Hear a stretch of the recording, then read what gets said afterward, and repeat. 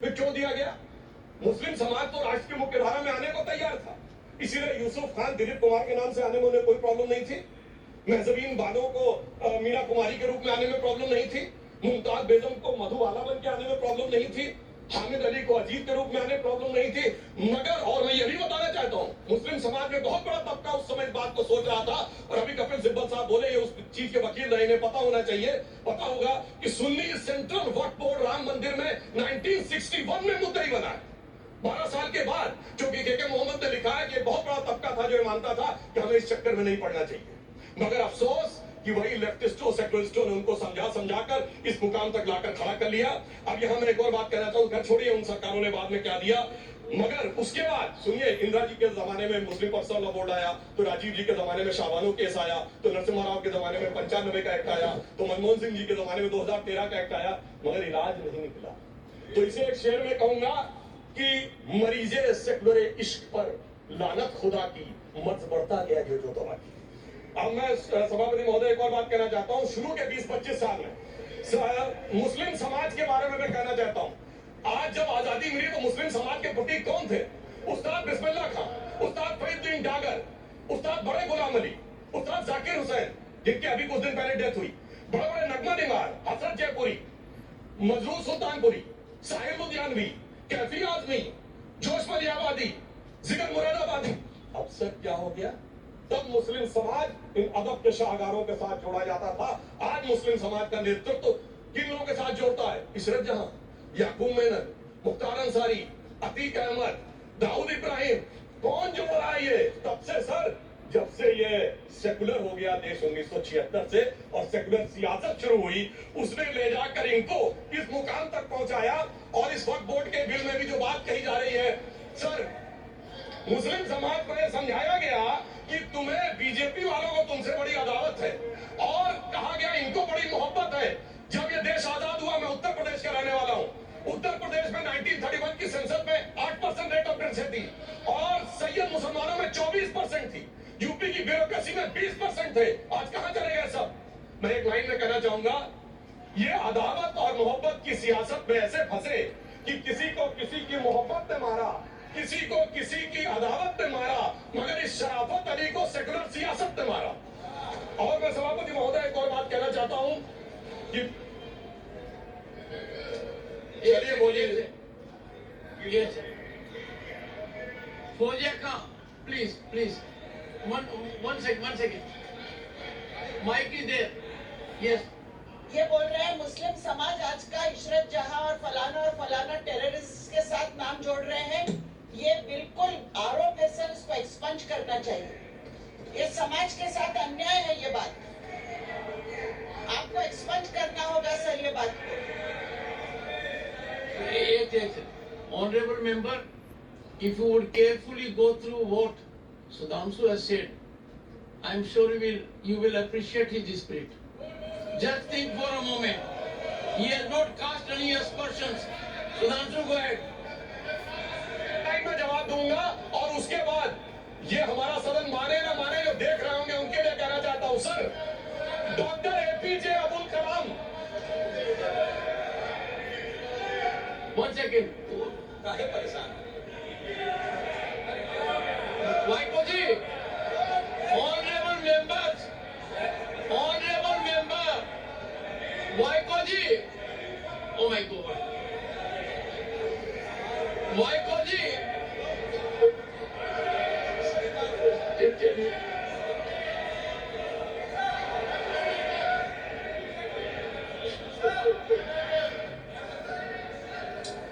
Honorable SM. को जी हिंदी समझ रहे हैं।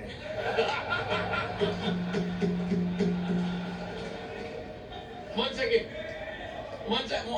Fauziya Khan. One second. First, I think. One second. Sir क्या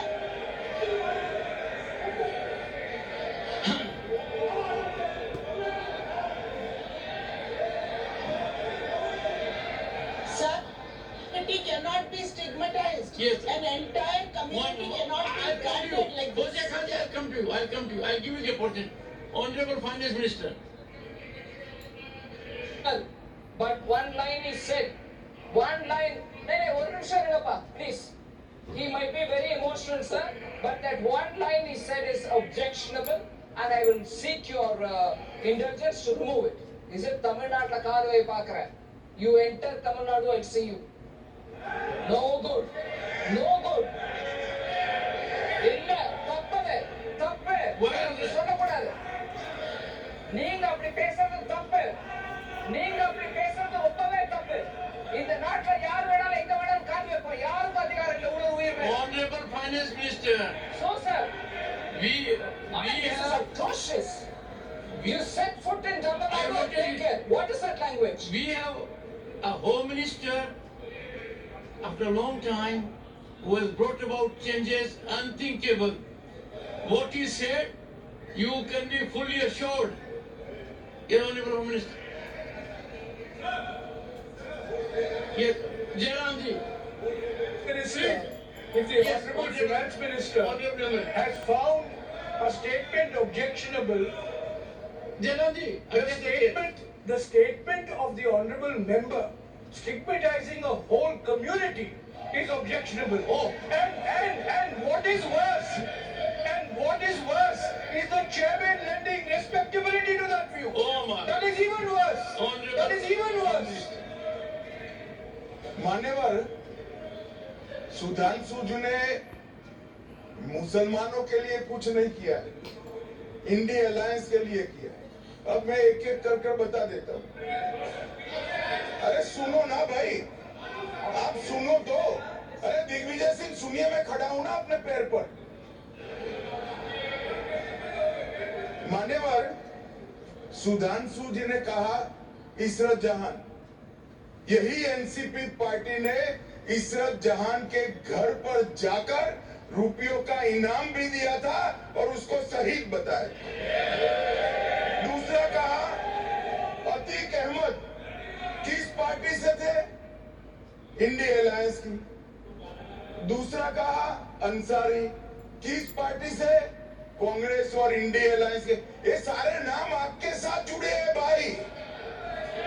उल्टा उन्होंने तो मुसलमान कम्युनिटी से तो ढेर सारे शायरों का नाम दिया जिन्होंने साहित्य की सेवा की और ढेर सारे साहित्य की रचना की। Sudhanshu, he's not easy now. Sudhanshu, सबसे पहले मैं तमिलनाडु का जवाब देना चाहता हूँ। yes. सभापति महोदय, तमिलनाडु से ही डॉक्टर एपीजे अब्दुल कलाम थे और मैं सारे सदन से कहना चाहूंगा डॉक्टर कलाम का नमाज़े जनाजा और याकूब मेनन का नमाज़े जनाजा एक ही दिन हुआ। कितने लोग याकूब मेनन के नमाज़े जनाजा में गए और कितने डॉक्टर कलाम के नमाज़े जनाजा में गए? डॉक्टर कलाम मेमोरियल पे कितने लोगों की फोटो है? दिखाएं मुझे, सोशल मीडिया पे पोस्ट किए हो। मगर अफजल हालात का मारा था आपके एक मंत्री का ऑफिशियल ट्वीट है, वो इस सदन के सदस्य नहीं तो मैं नहीं बोल रहा हूँ। याकूब मेनन की जुडिशियल किलिंग हुई आपके एक नेता का मिनिस्टर का ऑफिशियल ट्वीट है, सदन के सदस्य नहीं है इसलिए नहीं बोल रहा हूँ। और सर 26/11 आरएसएस ने कराया, सदन के सदस्य बैठे हुए हैं। हाफिज साहब और सुनिए जाकिर नाइक शांति का मसीहा सदन में सदस्य बैठे हुए हैं। सर किसने जोड़ा? मैं नहीं कह रहा हूं जोड़ा, हमने किससे जोड़ा मैं बताना चाहता हूं। मैं अपनी बात, सर मैंने नाम किसी का नहीं लिया। सर आपने उल्टा तीर क्यों पकड़ लिया? सर मैंने नाम नहीं लिया, उल्टा तीर क्यों पकड़ लिया? सर मैं पूरी बात करूं। सर मैं कहना चाहता हूं हमारी सोच मुस्लिमों के बारे में और इनकी सोच में क्या अंतर है। देखिए जिन लोगों ने मुस्लिम हिस्ट्री नहीं पढ़ी उन्हें मैं बताना चाहता हूं। एक दो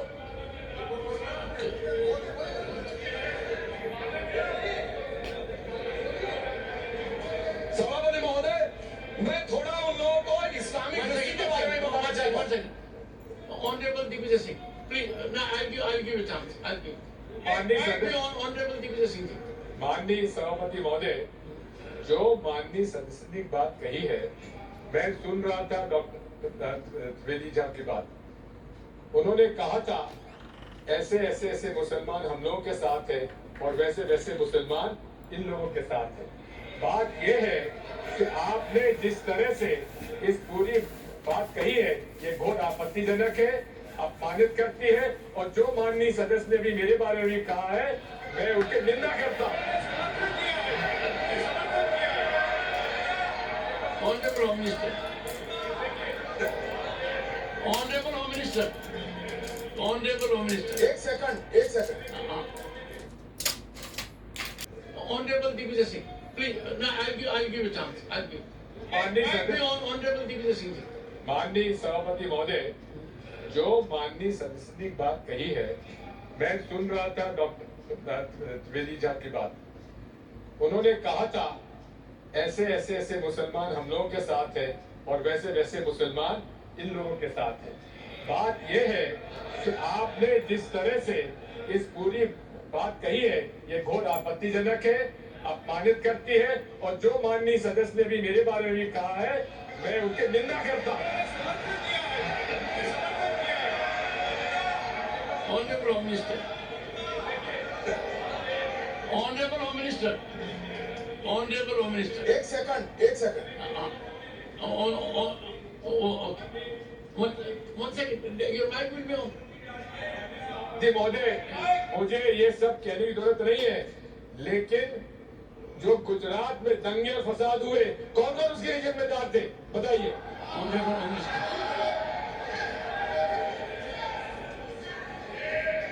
मान्यवर, मैं ध्यान से बारीकी से पूरे संवाद को सुन रहा हूं। माननीय सदस्य सुधांशु जी ने दिग्विजय सिंह का नाम नहीं दिया। अब वो खड़े होकर कहे मेरे बारे में कहा, इससे साबित हो गया।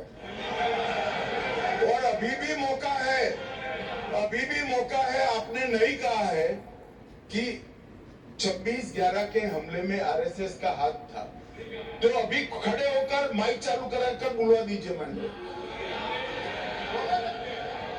और आपत्तिजनक बात है, मैंने ये बात कभी नहीं कही है, ये आप लोगों का प्रचार है।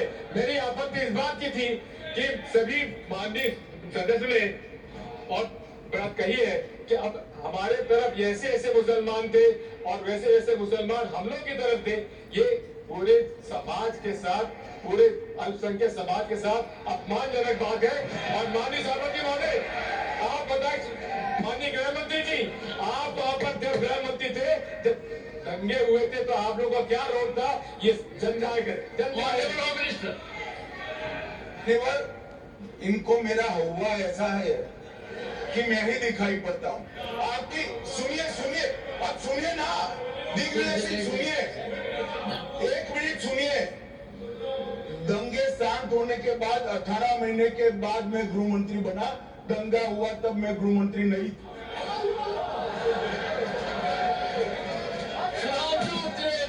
उस संदर्भ में किसी का नाम नहीं लिया। अजीज बर्वी की किताब थी 2611 एंड आरएसएस कॉन्स्पिरेसी, कोई जाके चेक कर ले, उसमें कौन कौन कहा था। अब मैं मुसलमानों के बारे में कहना चाहता हूँ, मुस्लिम समाज के लिए बहुत से लोग ऐसे हैं जिनको मुस्लिम समाज की हिस्ट्री नहीं पता है। मैं बताना चाहता